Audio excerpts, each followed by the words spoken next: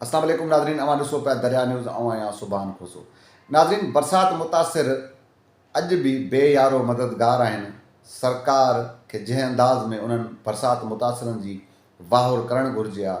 उहा वाहुर करण में सरकार नाकाम नज़र अचे पई। बरसात मुतासिर अञा रोडनि रस्तनि ते बेयारो मददगार आहिनि त वरी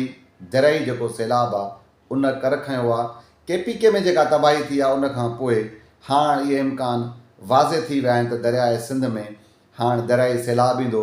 कचे में रहंदड़ जेके माण्हू आहिनि उन्हनि खे वक़्तु सिर पंहिंजो माल मता, पंहिंजा ॿार मुनासिबु ऐं महफ़ूज़ हंधनि ॾांहुं मुंतक़िल करणु घुरिजनि त जीअं हू हिन तबाही खां बची सघनि। उन सां गॾु तंगवानी जे हिकु भोतार मथां इहो इल्ज़ाम आहे त हुन शाख खे पंहिंजी ज़मीनूं बचाइण लाइ कट लॻायो आहे। इहो मामिलो छा आहे? कराची में बरसाति मुतासिरनि जे सामान ते कीअं हमिलो थिए थो, कीअं लुटमार थिए थी, जॾहिं पुलिस कार्रवाई करे थी त उतां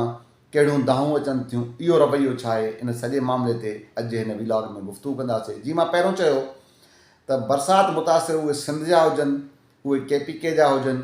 उहे पंजाब जे सराइकी बेल्ट जा हुजनि, उहे बेयारो मददगार बणियल आहिनि। न सिंध हुकूमत उन्हनि माण्हुनि जी का मुनासिब वाहुर करे सघी आहे,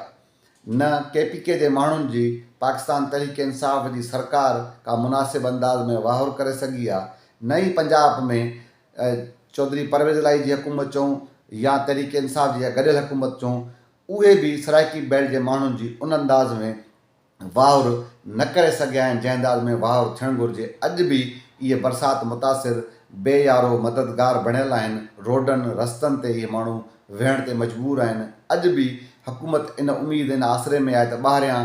जेके इमदाद मिले पई मुख़्तलिफ़ मुल्कनि खां, उहे तंबू पहुचनि ऐं उन्हनि खां पोइ इन्हनि माण्हुनि ताईं उहे तंबू वञनि। हिन वक़्तु बि इहे माण्हू खुलियल आसमान हेठि, के माण्हू खट जी छां करे, कंहिं मुख़्तलिफ़ अंदाज़ में पंहिंजा हीला वसीला करे पंहिंजे बचनि खे जेको आहे त महफ़ूज़ करण जी कोशिश में रुधल आहिनि। इहो सिलसिलो जीअं जो तीअं जारी आहे त सैलाबी जेको दरियाई सैलाब आहे उन वरी कर खयो आहे। पहिरियां इहो इम्कान आहे त गुड्डू बैराज वटि या सखर में जेको पाणी आहे इन खां पोइ हाणे इहा उमेद हुई त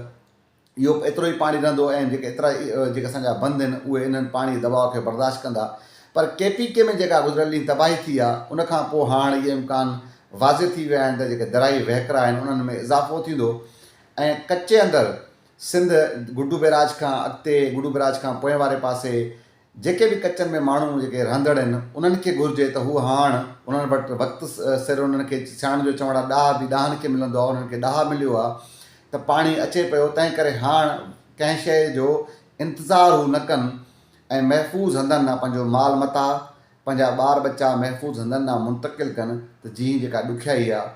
उहा उन्हनि खे पेश न अचे, जानी जेको ऐं माली जेको नुक़सानु आहे उन्हनि जो उहो घटि खां घटि थी सघे।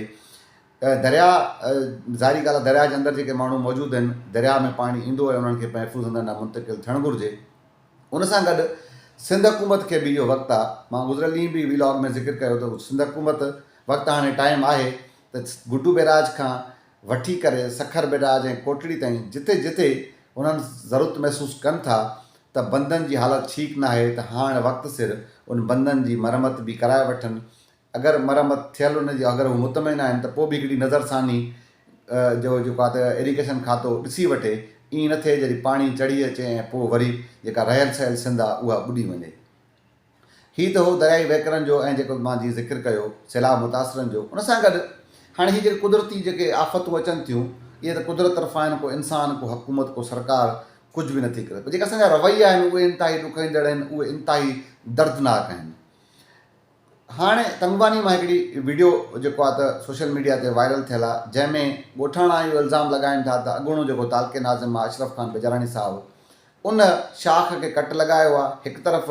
उन वीडियो में नज़र अचे थो ज़रे जेका ज़मीन आहे उहा आहे ऐं ॿिए तरफ़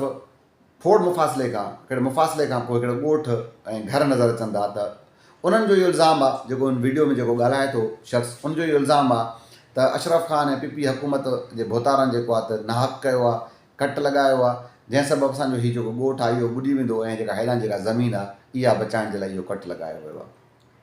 त मां मुनासिबु सम्झो त मां उतां मक़ामी कंहिं माण्हुनि खां राय वठां। छो त सोशल मीडिया जो असांजे माण्हुनि वटि जॾहिं खां इहो मोबाइल अची वियो आहे, ग़ैर तस्दीक शुदा शयूं वायरल बि कनि था,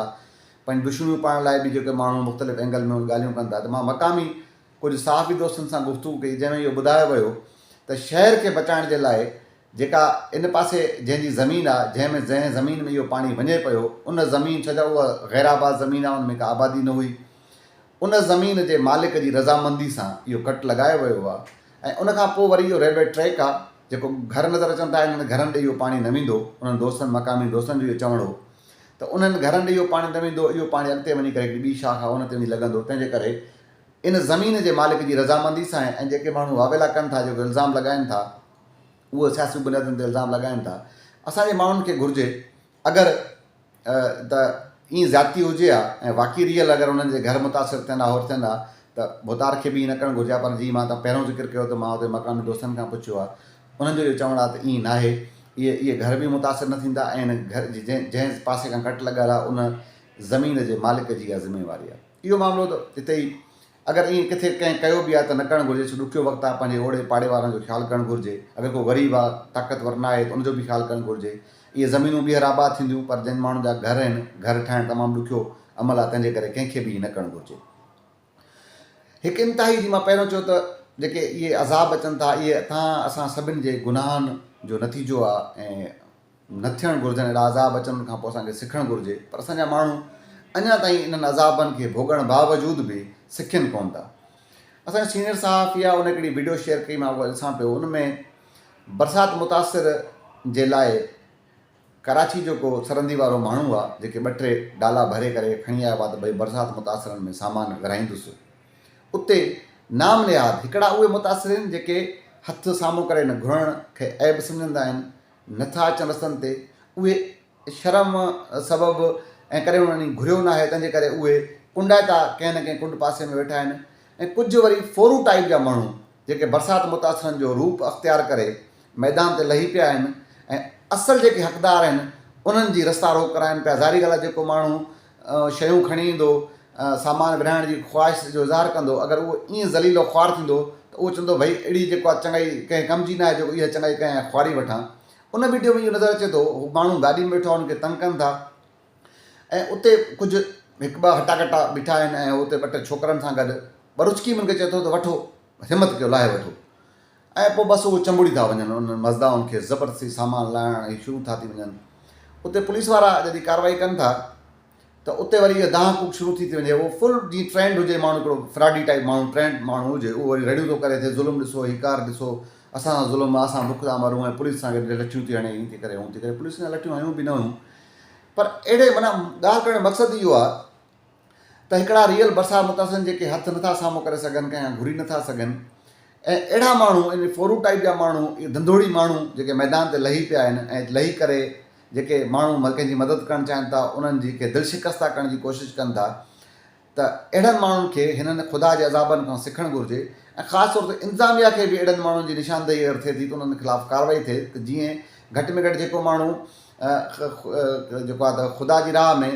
का शइ विराइणु अचे थो कंहिंजी रियल मदद करण जी ख़्वाहिश रखे थो त उहो दिलि शिकस्ता न थी सघे ऐं अहिड़ा माण्हू इन्हनि ख़िलाफ़ु कार्रवाई थिए ऐं जीअं उहो पुलिस वारा उहो जेको आहे त उहो वीडियो भरिजे थी त उहो पुलिस वारा बि मायूस थियनि था ऐं पोइ ते रहंदा पुलिस वारनि खे बि न मायूस थियणु घुरिजे अहिड़नि माण्हुनि ख़िलाफ़ु उन्हनि ख़िलाफ़ु एक्शन थियणु घुरिजे उनखे ख़बर पवे त कीअं ग़रीबनि जे कंहिं माल ते कंहिं रियल बरसाति मुतासिर जे माल ते कीअं जेको आहे धंधोड़ी तां फोरू माण्हू जेको आहे दहशत जेको आहे त धाड़ियलनि वांगुरु हिकिड़ा माण्हुनि खां फुर था कयो तंहिंजे करे इहो रवैयो बहितरु न आहे इन्हनि माण्हुनि खे ख़्यालु करणु घुरिजे ऐं ख़ुदा जे अज़ाब खां डिॼणु घुरिजे जेके माण्हू मुतासिर थिया आहिनि जेके हक़दार आहिनि